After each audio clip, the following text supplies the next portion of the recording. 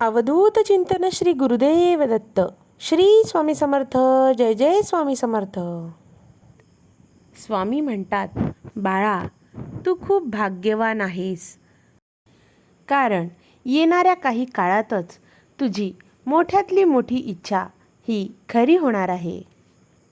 स्वामी म्हणतात, बाळा, तुझ्या जीवनात आनंदाचे क्षण तर आहेतच रे, परंतु आता तू जी इच्छा मनात धरली होतीस ती मोठी इच्छा, म्हणजेच इतक्या दिवसापासून ज्याची तू वाट बघत होता, ती इच्छा आता तुझ्या जीवनात येणार आहे.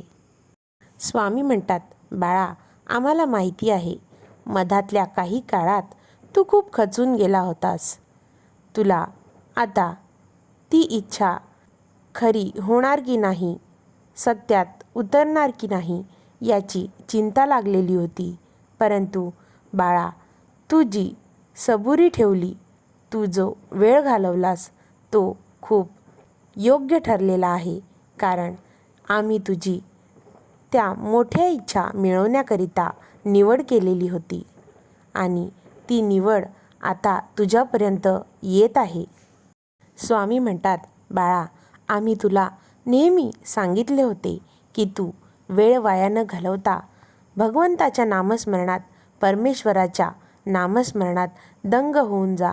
एक दिवस असा येईल की तुझ्या त्या सर्व इच्छा परमेश्वराला नक्कीच पूर्ण कराव्या लागतील.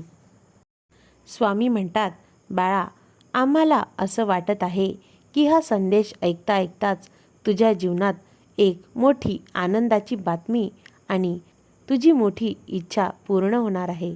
परंतु या सर्व चांगल्या गोष्टी घडताना तुझे शत्रू मात्र खूप पश्चाताप करत आहेत. तुझ्या शत्रूंना मात्र अजिबात याचा आनंद होणार नाही, कारण ते तुझे शत्रू आहेत.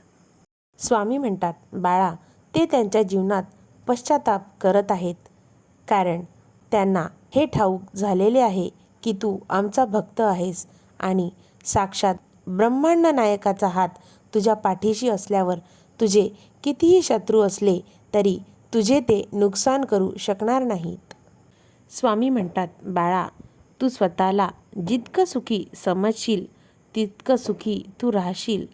तुझ्याविषयी वाईट बोलणारे बरेच लोक आहेत, त्यांच्याकडे लक्ष देशील तर तू विखुरला जाशील. म्हणून बाळा, मन शांत ठेवून पुढे जात राहा. तू नेहमी यशस्वी होशील. आमचा तुला खूप मोठा आशीर्वाद आहे.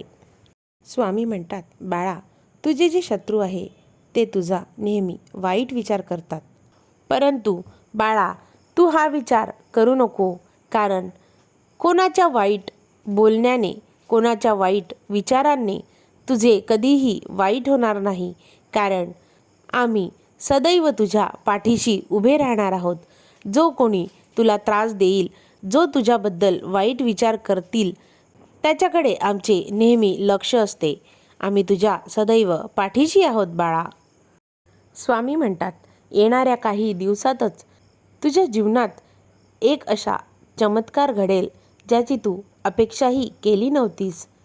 बाळा, कोणतीही गोष्ट ही फक्त पैशानेच मिळत नसते, तर तुझ्यामध्ये चांगले विचार असणे खूप आवश्यक आहे.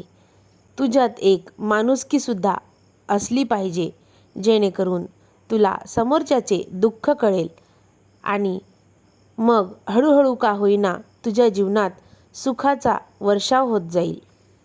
स्वामी म्हणतात, बाळा, जीवनामध्ये विविध प्रकारचे लोक तुला भेटत राहतील. काही लोक तुला आनंदित करतील, तर काही लोक तुला नाराजसुद्धा करतील. बाळा, काही लोक असे असतात जे कायम आनंदी असतात आणि दुसऱ्यांनाही आनंदी ठेवतात, तर काही लोकांना कोणत्याही गोष्टीत आनंद वाटत नाही. काही जण आनंदी असण्याचा दिखावा करतात.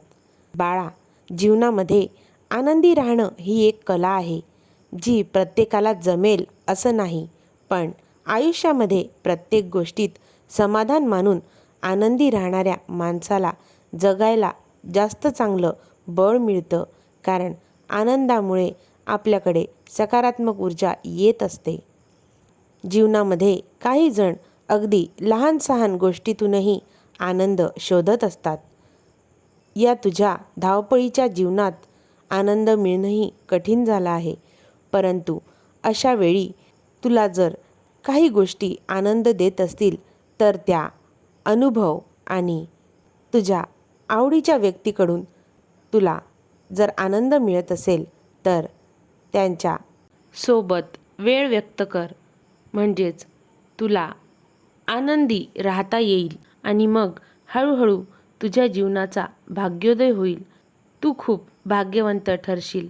आमच्या नजरेमध्ये बाळा तू खूप भाग्यवंत आमचा बाळ आहेस. अवधूत चिंतन श्री गुरुदेव दत्त. श्री स्वामी समर्थ. जय जय स्वामी समर्थ.